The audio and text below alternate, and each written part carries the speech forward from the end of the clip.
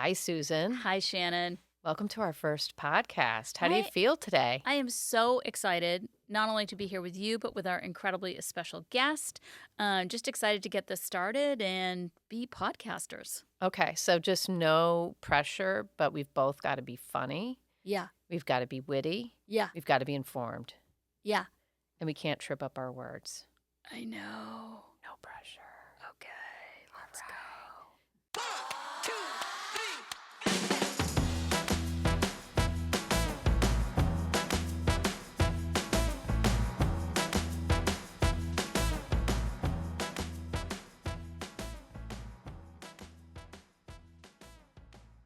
Do you want to introduce our amazing guest? I would be honored. Please. We are excited to welcome our first guest, author, nonprofit founder, podcast producer, Trisha Blanchet. She's the author of the Neath Trilogy, Herrick's End, Herrick's Lie, and Herrick's Key. She's a former reporter, magazine editor, and award-winning humor columnist. In 2013, she founded the nonprofit organization Operation Delta Dogs, Service Dogs for Veterans. Trisha also works as a producer at A Mighty Blaze, an initiative created in 2020 to help authors and indie bookstores reach readers during the COVID-19 crisis, and as the producer of the host of A Mighty Blaze podcast. As a graduate of the SI Newhouse School of Public Communications at Syracuse University and the University of Massachusetts at Amherst, she is a proud member of the Tall Poppy Writers, the Science and Fiction Fantasy Writers Association, and GrubStreet in Boston. Impressive. So Trisha and I met in 1976 during my second year in kindergarten. So we have been friends for a whopping 48 years. What the hell? How are we that old? Not only is Trisha my dearest and my oldest friend, she is without question smarter than us. Oh, I don't know about that. Welcome. Thank you so much. Thanks for having me. I'm tired listening to that long list of achievements. Mine would be like 5 seconds. Are you tired? That sounds like a lot. That sounded like a long list of completely unrelated things, which is pretty much what it is. But that's amazing. Like, do you ever sleep? Is that like ever in your time? Not in my 40s. I did not sleep. I had 2 small children in the mix, so they are now teenagers and I sleep. They don't, though, which is the Exactly. key, right? They're Yeah. up. They have like a third life after Right, parents go to exactly, bed. yeah. That's excellent.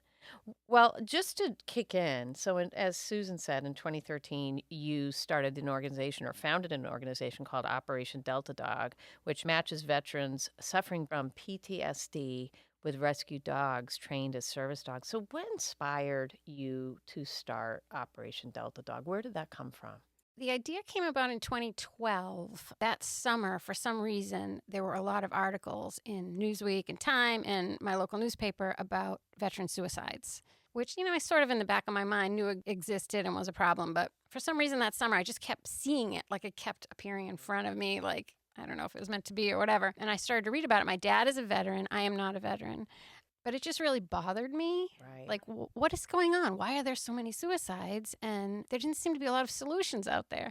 And then one solution that I did read about was service dogs, because the 2 main reasons these veterans seem to be committing suicide was PTSD and TBI, which is traumatic brain injury. And in both of those cases, you sort of lose control of your own mind and well-being, and it causes terrible things to happen. And dogs, because they are incredible and amazing, really help with those things in very specific and non-specific ways. So my only thought was, wow, that is the best idea ever. And I just wanted to write a check. I just wanted to find like a local place doing this so I could write a check and donate. And there was nothing. There was nothing around here.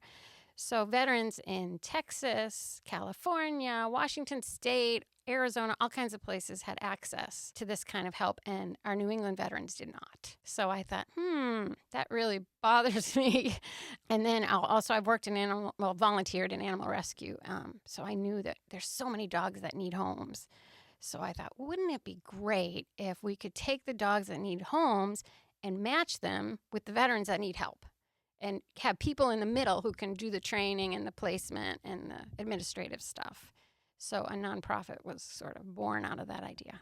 That's amazing. And I got to think, I bet there's so many people out there that see a need like you did. Think of an idea, really want to get mobilized and don't know where to start. So that is such an amazing thing to be inspired by and then want to do. How did you start? How does someone get started? What advice would you give them? It was really just an idea, and I would go to the VA and I would talk to doctors. Do you think this is possible? And I would try to find dog trainers. What do you think about this? And then someone told me, I wish I could remember who, but someone told me about an organization which was at that time called the Merrimack Valley Sandbox, and they helped businesses start, not necessarily nonprofits, but all kinds of businesses. And they had something called a pitch contest. So somebody said, hey, why don't you go down, you pitch your idea. If they like your idea the best, you win the startup money, which was $10,000. Oh, wow. And I'm just on a whim, I went down and you had 3 minutes and a microphone. And there were like 500 people in the audience. And I nearly fainted. But I just got up. I had my 3 minutes. I said basically what I just said to you in 3 minutes. And they gave me the $10,000 at the end.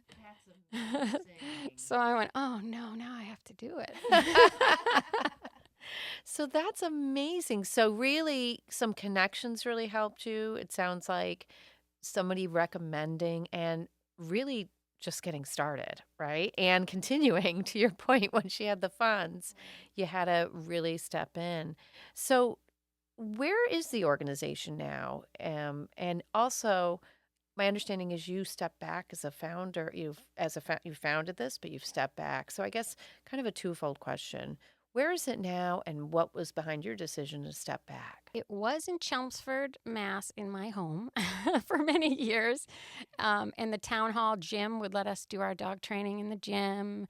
And we would just go outside to do the training. We would do whatever we could.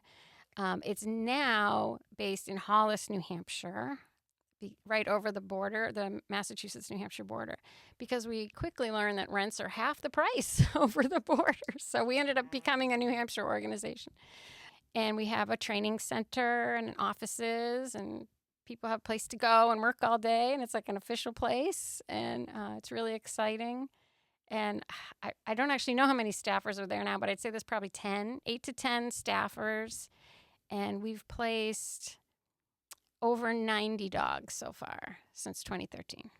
That's amazing. What a story. And really, it sounds like you've allowed others to take it further, but you've gotten it really, it wouldn't exist without you. And you've really gotten something that you were inspired by to get going. That's amazing. Yeah, there's something called founder's syndrome, I learned. What's that? When the founder won't go away. And they think that, their initial idea was the very best way it could ever possibly be, and they don't welcome new ideas, and they don't welcome new viewpoints, and they want things to run exactly the way the initial vision was. So I slowly started stepping back and hired an executive director, and I told her, you're in charge of decisions, like what you think is best, that's what we're going to do. And then I moved just onto the board. And I stayed onto the board for a while, and then I actually just retired from the board at our 10-year anniversary, because I thought that's probably a good marker. And they're doing an amazing job. They didn't need me anymore. They're doing a great job, and they're like the professionals who know what they're doing. So that's an amazing story. I love that, because that's about putting all the great brains in the room versus just the one idea. You didn't want to be Lee Iacocca. And I won't go into the story about Lee Iacocca, but that's pretty much what he did. He stuck with an idea and couldn't let it go. Ran his company into the ground. You didn't do that. But I love that. So I'm going to turn it over to Susan. Yeah, it's so funny to hear Trisha talk about Operation Delta Dog. You're so unbelievably humble. I would tell the story just a little bit different. Trisha's tenacity, passion, empathy for veterans was what drove that process. You took it from your dining room table to a brick and mortar building with, as she pointed out, 8, 10 associates and 90 dogs and 90 veterans being saved. And Susan was a founding board member, we need to say here. That she was one of the people who helped me make it possible. I wrote the business plan, And she looked at it and helped me figure out, because I didn't know anything about business, and she's a businesswoman, so she really helped me out in the beginning. So she takes a lot of the credit here as well. Oh, that's not true. I do remember you called me. I was in an airport. I was on a store trip in Chicago, Shannon, and she called me and she's like, "Oh my God, I won. I got the money. What now?" I'm like, "That's all. Half the battle is getting the money, and we'll take it from here." But so not only are you out there saving veterans, writing has been your passion our entire lives, and you are a published author of 3 books called Herrick's End, Herrick's Lie, and Herrick's Key, all of which I would highly recommend. They are fantastic. They're all books within the Neath Trilogy, and your books explore a hero's journey in a very updated and fresh way. You and I have talked offline a lot about Ollie and all of the characters in the Neath Trilogy, but what inspired it for you and for our listeners? Oh gosh, that's a harder one. I can tell you what inspired Delta Dog. When stories just come from this place, I can't tell you where. Usually for me, I have like a notebook of story ideas. Like, what if they were twins who became separate, or whatever, just random ideas. And in this case, I had this image for some reason of this kid at a support group meeting, like a young man. And he was at a support group meeting and sitting in the circle, and he was really upset about something, but it wasn't related to the support group. He was related to something else, and he couldn't concentrate on the support group. And for some reason, I just thought that would be like a fun opening scene. Like, who is he? What's he worried about? So then it sort of crashed into this whole other thing relating to the Salem witch trials and magic and a secret underground world. And so various different ideas from my notebooks sort of came together into one strange story. It's fantastic. For our listeners, what would be a quick synopsis of Ollie's journey? Or what's the headline of the Neath Trilogy? I would say the elevator pitch is a shy young guy from Boston gets sucked into a dangerous, magical world below the city when he goes in search of a missing friend. And he's trying to be the white knight and save her. And it turns out he does the exact opposite and gets himself trapped in this dangerous magic place, and he has to get out. And we've had so much fun. You and I have spent a lot of time, being in Boston. I mean, for one of the storylines, there was the character walked from one place to another, and you and I actually did that walk. And what would it feel like? What roads would he go over? We were heading up to the Bunker Hill Monument, and could he get into the Bunker Hill Monument? There's a lot of history in the book, and we were laughing because there was a door ajar, maybe not at the Bunker Hill Monument. I'm like, how hard is it going to be to get in when we're over there trying to open this little old bajillion-year-old door to get in to make the story as authentic as it is? It's really impressive. One thing we think our listeners might be interested in is the journey for publishing is not an easy one. And you and I Must we? I know. How do you break in, and how do you deal with what happens to a lot of writers, regardless of how unbelievable they are? You get a few rejection letters. A few, yeah. I've written, I think, 12 novels, 25 plus years of rejections. Finally got a novel published at the age of 50. I had been trying since my 20s. And when I say trying, I mean actively trying. Like, write the novel, edit the novel, reach out, try to get an agent, because your first step is you have to get an agent. And then once you get an agent, the agent tries to get you a publisher. It's a 2-step deal. Trying to get that agent. There aren't that many agents in the world. There just aren't. And they're very, very selective. So let's just say I wrote a lot of practice novels. I am a professional failure, is how I like to think of it. But I tried to quit so many times. I thought when I started Delta Dog in my early 40s, I'm like, I'm done with writing. I'm going to do something different. And then it just kept going. It's in your soul. It is. It's just who you are. I wish I was a nurse. I wish I was something logical that earned money and, was an easier way to try to make a living. But I guess you are who you are in the end. It is not easy, but I have met so many amazing writers and fellow people on this journey, and so at least I have people to commiserate with. Well, it's pretty amazing that you speak that way, because then you are one of the people that's a part of a fabulous, fabulous podcast called A Mighty Blaze, which is actually to illuminate writers. And it looks like you started that to fill a gap in the publishing industry during COVID lockdown, as Susan said, and giving a voice to many authors. And then in listening to it, I mean, you've got A players, you've got debut authors, and you've given them all a spotlight along with the bookstores that were struggling during that time and weren't able to have those authors. So just looking at your list, you have Anna Quinlan, you have Ann Patchett, Emily Griffin, and the first question I have to ask is, how terrifying was it to have John Irving as your debut first podcast? Was he as scary as he sounded? We were all shaking in our shoes. He was actually really lovely. I do have to clarify, I don't do the interviews. You are the host. You are What I correct do and is producer. I take the interview, the audio from the interview, and I turn it into a podcast form. So it's already been live and it's been on YouTube, and you can go see them anytime. I just turn it into a strictly audio version. So I do interview some of the people. I'm sort of a backup interviewer. But And you've been interviewed as an author. I've been interviewed. That's right. But I don't do. Sometimes I get to meet them. I'm often a backstage producer during the interviews, so I meet them in what's called the green room. Yes. It's like Zoom or something. You just see them on the screen and you get to say hello. So, like when we had David Duchovny from the X-Files, I nearly fainted. Oh my gosh. I was the behind the scenes producer, so I got to meet him in the green room, and they're like, "You were staring at him with smiley eyes the whole time." I'm like, I know. Oh my gosh. So sometimes you get like real celebrities, and you just try to stay calm. I mean, you have like A-list. Elizabeth Strout's one of my favorite authors. I've read every one of her books. John Irving sounded terrifying, and there was papers crumpling and things moving around. It was like the first podcast. So I was like, okay, good. We can crumple papers this first podcast with you. Yeah. But it seems like such a great continuous. Now bookstores have opened, authors are out, but you're still attracting that talent. So to your point, as part of the team that is doing this podcast, which is quite an impressive team in itself, what do you feel like is the future of that podcast? What are you seeing as a team? How to keep going forward now that people are out? Is it just continuing those same interviews, or do you guys have a different vision as it goes forward? Yeah, during COVID, it was really gangbusters.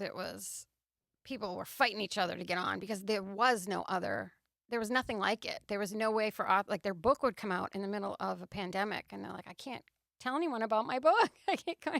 So they would all come on, every type of author.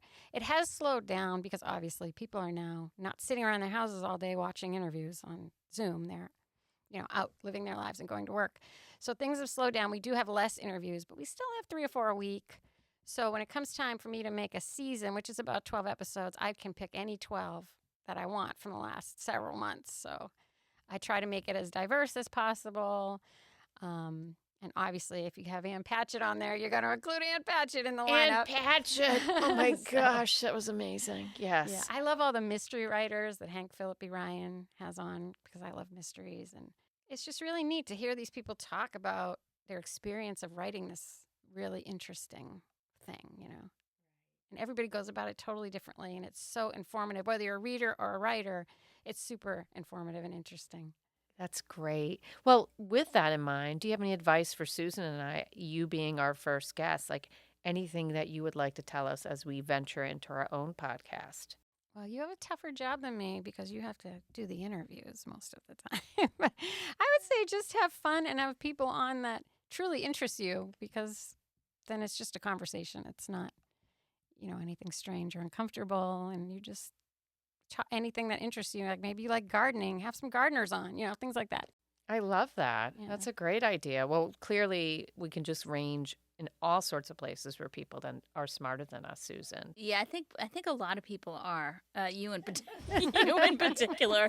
One of the things that we thought about in the origin of this podcast is to have each of us bring guests and people that we, one host knows really well and then the other host doesn't know as well. So we're going to ask you some questions, some thought-provoking questions, things that I may not know about you. Okay. What do you think of that? Ooh, love I this. doubt there's much you don't know. That's probably true. What are you most proud of? My kids, They're pretty fabulous. most of the time. As They're teenagers, yeah, can be. Actually, When one is 20, so. What or who makes you laugh? Ryder, my dog. He is a Basset Hound mix. He looks like a black lab, but he's got tiny little legs, and he's just like a comedy king. Just his existence is funny. Like just watching him walk around. Do people laugh when they see him? They do. Everybody laughs. And when he runs, his ears do this weird, like, very cartoony flap. It's like he looks like Goofy. He's very cute. What's one piece of advice you'd give your younger self? Keep going. Don't quit. It will get hard, but it's not that important. Like I thought that, once I get a book published, I will have made it or I'll have reached my goal. And then you actually get a book published and you're like, I'm actually exactly the same. And my life is exactly the same. And, it's really just the experience of doing it that you should enjoy. And there is no like end goal to it. You're always going to be climbing the mountain. So just make sure it's a mountain you enjoy, I think. Oh, I like that. Yeah. So what is something surprising you've learned about yourself in your 50s? What's the new thing? That you can take a break and stop checking boxes. just exist, and that's okay, I love that. I was always very busy checking boxes. And now I'm like, maybe I can just be for a while, and that's okay. Yeah. Easier said than done.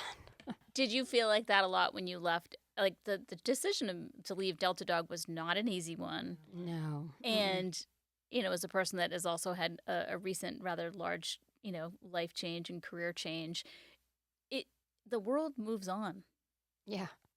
whether you're there or not. Yeah. And no one's irreplaceable. You think Nope. you think you are, but you're not. It's okay to just do the best you can. You don't have to be A game all the time. That's what I think about in my 50s more than I ever did before. Yeah. I like that.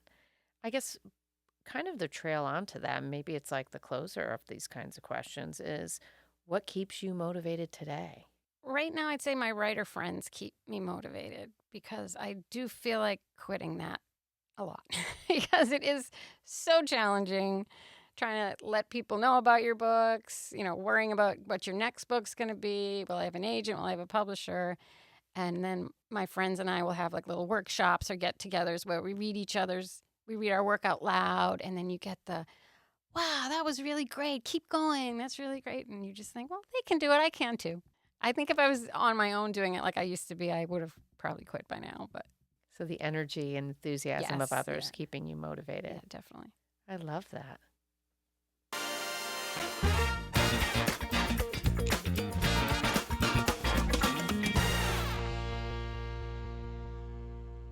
We like to close out each episode with giving our guest a pop quiz on something that will make us all laugh. It's pretty easy. It's multiple choice. If you get them all correct, it proves that you are smarter than us. You don't get a prize. No, okay. You just get to say that you're smarter than us. So, Trisha, you love a good cracker. So your quiz topic is Triscuits. No! Trisha, when we were younger, used to make us snacks after school. We would walk to her house, and she would make us these snacks, and they would be a Triscuit cracker, cheese, and bacon bits. I love bacon bits. Who doesn't? And they were and still are delicious. And you got to put them in the toaster oven or the microwave and melt the cheese. Yeah. And they're called specials. I think I named it when I was in second grade. I think you did. All right, I'm going to step in. We have several questions on Triscuits. Your Okay. first one starts now. What does the T-R-I, whichever way you want to pronounce it, stand for in Triscuit? A, its three main ingredients. B, it was invented in the tri-state area. C, it was made with electricity.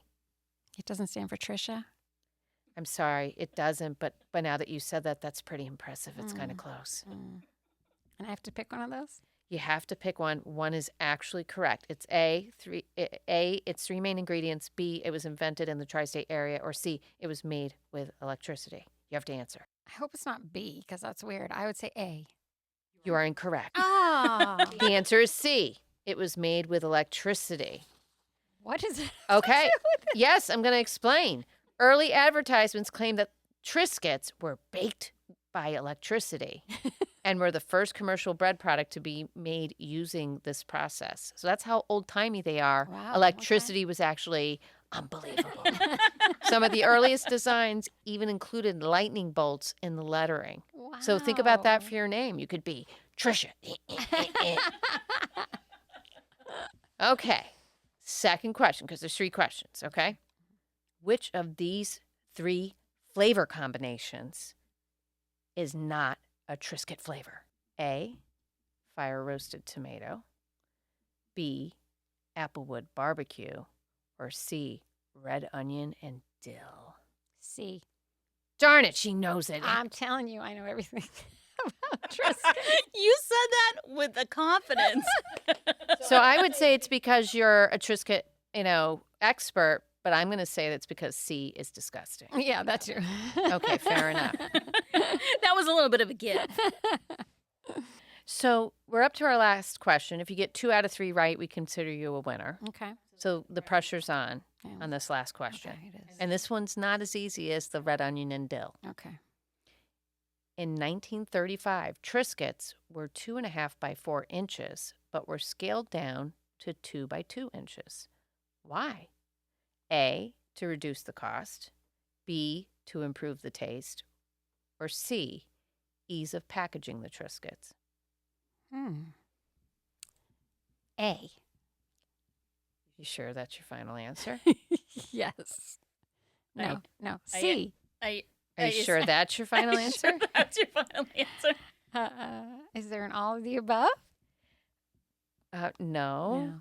It's If it's not A, if it's not C, it's It's B? B, to improve the taste. how is that even possible? It Triscuits are doesn't- delicious. So I think she got this off of Wikipedia, and somebody made that answer up. But according to the internet, or the internets, as my family would say, somewhere my parents, the original crackers were actually, they were 2.5 by 4 inches, but were scaled down to 2 by 2 in 1935 to improve the taste. Maybe they get crispier. Maybe. Maybe they use the same spice packet, but it's smaller, so there's more spices on a smaller cracker, Maybe. or more salt, or more I think- MSG, or I think we more- should bake some Triscuits as if we were in 1935 with amazing electricity and see if they taste better and do a taste comparison. Well, I don't think we can consider you a winner since I practically handed you the answer on that last one and you refused to take it. But you get our undying admiration for all that you have accomplished, as well as the fact of your love of crackers. And we really appreciate you sharing your story and, being the expert in your story. Thanks for coming to see us today and being our first Thank you. guest. I'm so honored to have been your first guest. Thank you for asking, and best of luck with your awesome podcast. Thank you, Trisha. Shannon, I think we can agree that Trisha is, in fact, smarter than us. I believe that is a given, except when it comes to knowing why Triscuit sizes are the way they are. I know. I don't feel like that's a real fact now. I feel like we need a real fact check. I do. I think we need to hire a fact checker, and it's not me or you. So we're going to have to hire a third person. Yeah, we just need to staff. We need staff already. Episode 1, we already need a staff. I believe so. We'd like to thank Sterling-Lancaster Community Television, our producer Victoria, our listeners and followers on social media. Want to get smarter? Tune in for more episodes of Smarter Than Us. See you next time.